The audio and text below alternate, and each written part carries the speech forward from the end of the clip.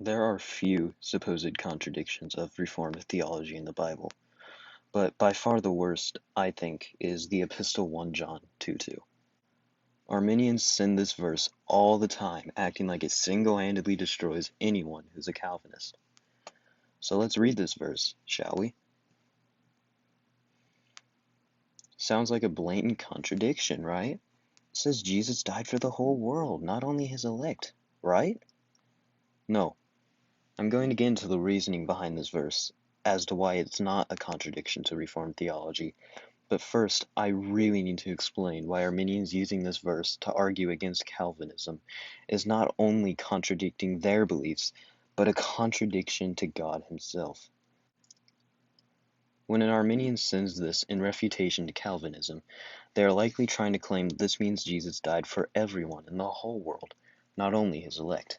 They believe that Jesus died for the whole world, but gave humanity a choice to accept his sacrifice or not.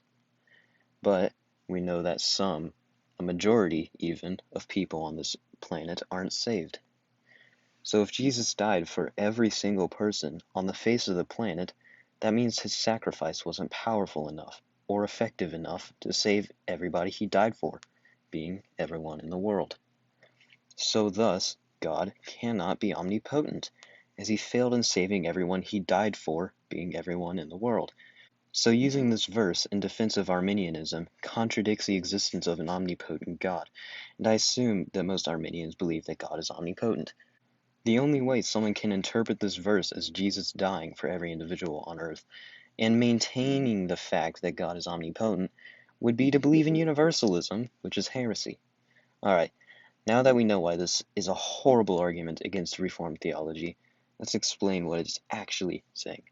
We must remember that in the early church, many Jews had a hard time believing that God would save Gentiles. This verse addresses this issue by reminding us that the one who saves the Jews is the same one who saves the Gentiles. Jesus is the propitiation for both Jew and Gentile. The passage says nothing in favor of him dying for every individual on earth. 1 John 2:2 simply tells us there is only one way of salvation. If anyone will be saved, they will be saved through Jesus Christ, the one and only Savior.